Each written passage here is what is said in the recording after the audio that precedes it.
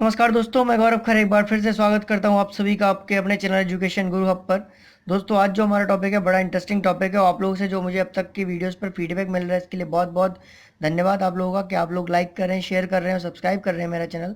तो एक बार फिर से वही रिक्वेस्ट मैं करना चाहूँगा कि प्लीज़, अगर आप लोगों ने अब तक मेरा चैनल सब्सक्राइब नहीं किया है तो दोस्तों, सबसे पहले तो आपके जो नीचे आपकी स्क्रीन के नीचे जो रेड बटन दिख रहा है जिस पर सब्सक्राइब लिखा है, उस पर क्लिक करके मेरा चैनल सब्सक्राइब कर लें, जिससे आने वाले जो भी वीडियोस होंगे उनके नोटिफिकेशन आपको मिलते रहेंगे।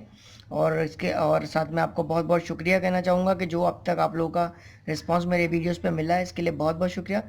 आज का जो हमारा टॉपिक है वो नॉर्दर्न प्लेन्स के बारे में, उत्तरी मैदान के बारे में दोस्तों। तो ये बहुत ही इंपॉर्टेंट टॉपिक है। हमने पिछले वीडियो में आपको बताया कि नॉर्दर्न माउंटेन्स के बारे में बताया था, तो आई होप कि आपको मददगार साबित हुआ होगा। और ये भी नॉर्दर्न प्लेन्स का जो टॉपिक है, ये भी बहुत ही एग्जाम में पूछा जाता है और इंटरेस्टिंग टॉपिक है, इसलिए मैंने आज इसको अपने वीडियोस में लिया गया है।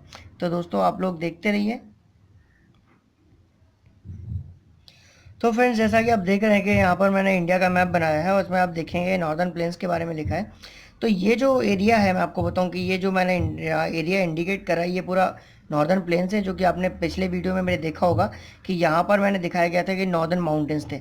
तो जो हिमालय रेंज, जो काराकोरम रेंज जो निकली थी, उसके जस्ट नीचे जो है वो आपका नॉर्दर्न प्लेन्स है। ठीक है, नॉर्दर्न प्लेन मतलब उत्तरी मैदान जो है, ये काफ़ी उपजाऊ मैदान है और ये एकदम फ्लैट एरिया है, जिस पे क्या होता है कि भारत की सबसे ज़्यादा खेती होती है और सबसे ज़्यादा अगर पॉपुलेटेड एरिया है इंडिया का तो ये एरिया है। ठीक है, तो आपको मैं बताना चाहूँगा कि हिमालय से जो है वो आपको पता है कि 3 बड़ी नदियाँ निकलती हैं, और जो कि अलग अलग ग्लेशियर से निकलती हैं। और यहाँ पर मैंने इंडिकेट करा है, देखेंगे कि मानसरोवर लेक है ये। ठीक है, कैलाश पर्वत और मानसरोवर इस एरिया में।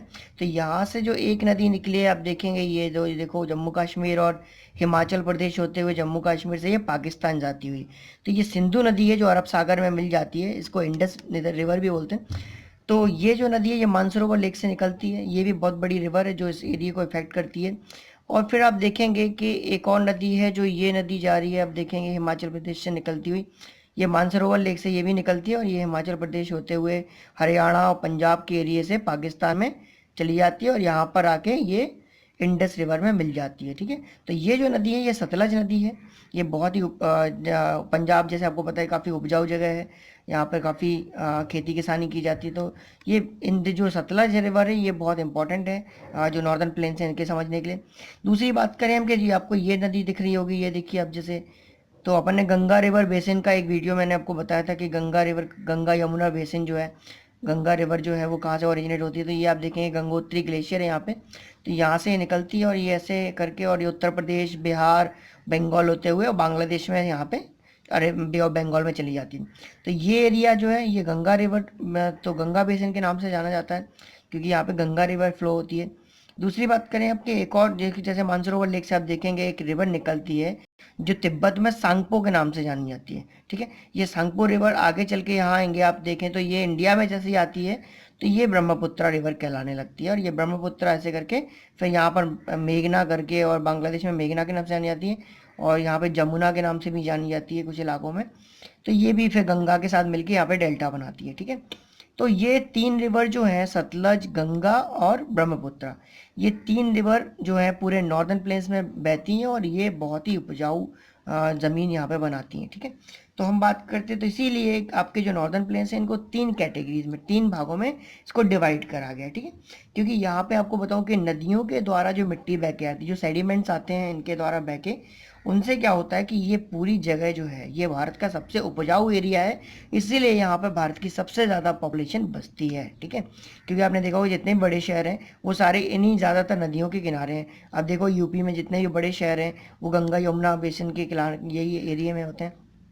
तो दोस्तों, इसको एंडो गैंगेटिक प्लेन्स भी कहा जाता है। ठीक है, और एलुवियल प्लेन्स भी बोलते हैं, क्योंकि एलुवियल सॉइल जो जलोढ़ मिट्टी है वो सबसे ज़्यादा इस एरिया में पाई जाती है। आपको पता है सबसे उपजाऊ मिट्टी भी यही है।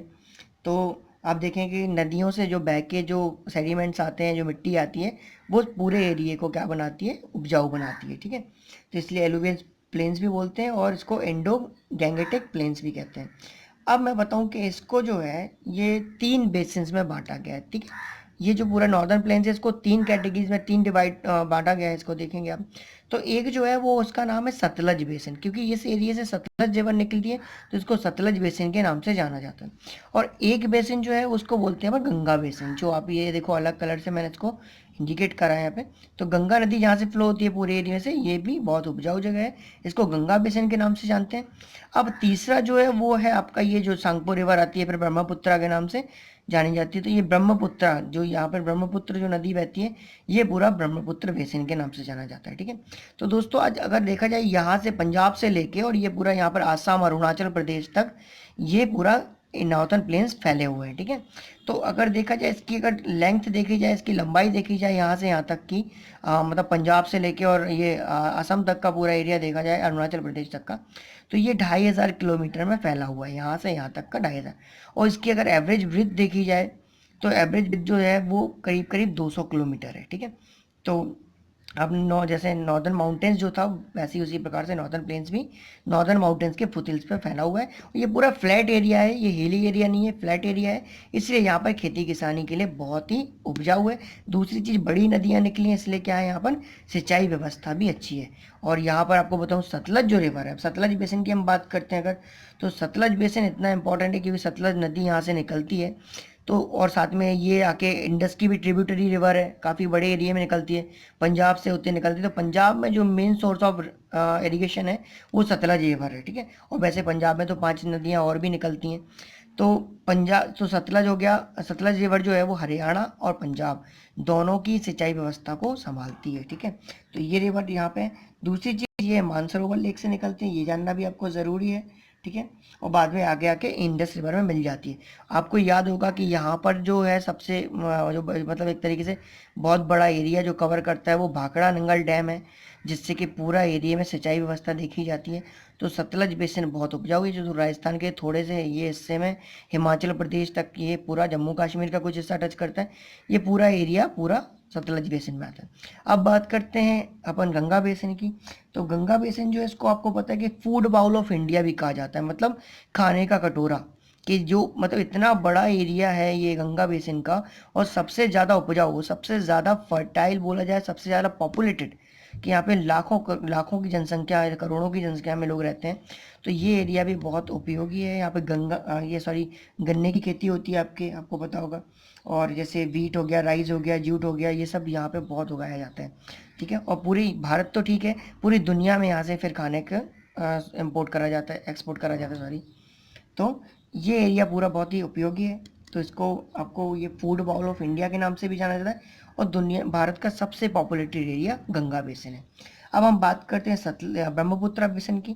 तो ये जो एरिया है जहाँ पर ब्रह्मपुत्रा नदी निकलती है, आप देखेंगे ये, तो ये ब्रह्मपुत्रा बेसिन कहलाता है। और यहाँ पे आप देखोगे तो ब्रह्मपुत्रा नदी भी आपके मानसरोवर लेक से निकलती है, और ये यहाँ पर तिब्बत में जब सांगपो के नाम से जानी जाती है, और फिर यहाँ पर आकर तो ये जो पूरा यहाँ से आती है, ये नदी इतनी बड़ी है, यहाँ पे आपको बताऊँ एक आइलैंड बनाती है, इसको बोलते हैं माजुली आइलैंड, जो कि पहला इतना बड़ा आइलैंड है दुनिया का जो किसी नदी के द्वारा बनाया जाता है, ठीक है। नहीं तो बाकी हमने देखा आइलैंड समुद्रों में ज़्यादा होते हैं, और लेकिन नदी पे कोई इतना बड़ा आइलैंड है वो दुनिया का सबसे बड़ा आइलैंड है। तो माजुली आइलैंड यहाँ पर बनाता है ब्रह्मपुत्रा बेसिन के यहीं पे। और दूसरी चीज़ है कि इसको ग्रीन डेल्टा के नाम से भी जानते हैं, क्योंकि इतना उपजाऊ ये जगह है कि यहाँ पे बहुत ही ज़्यादा खेती किसानी होती है, वीट, राइस, जूट, मेज़, ये सब पूरा यहाँ पे बहुत बड़ी मात्रा में उगाए जाते हैं। तो दोस्तों ये हमारे नॉर्दर्न प्लेन्स थे कि जो यहाँ से यहाँ तक फैले हुए हैं, और बहुत ही उपजाऊ जगह है ये, ठीक है। बहुत ही फर्टाइल है क्योंकि नदियों के द्वारा जो, और मेन चीज़ ये है कि ये जो नदियाँ निकलती हैं ये सारी ग्लेशियर से निकलती हैं, ठीक है। तो ग्लेशियर है, या जो आपको पता है कैलाश पर्वत जो माउंटेन मानसरोवर लेक है यहाँ पर, तो इन नदियों में क्या होता है कि 12 महीने ही पानी रहता है। तो 12 महीने ही पानी रहेगा, आपको पता है, तो फिर वैसे भी इरिगेशन के लिए मददगार है, इलेक्ट्रिसिटी बनाने के लिए मददगार है, इसलिए ज़्यादातर पॉपुलेशन भारत के इस एरिया में रहती है। तो ये था हमारा नॉर्दर्न प्लेन्स। आई होप को आपको अच्छे से समझ में आया होगा, और जितना भी मैंने कोशिश करी है, तो अगर जो भी गलती हुई है उसको इग्नोर करें, और बस आप इन्जॉय करें, और हमारे चैनल को सब्सक्राइब करना बिल्कुल भी ना भूलें, शेयर करना बिल्कुल भी ना भूलें। और आप लोगों ने अपना इतना सा टाइम हमें दिया, इसके लिए बहुत बहुत शुक्रिया। Thank you so much for watching. अपना ख्याल रखिए।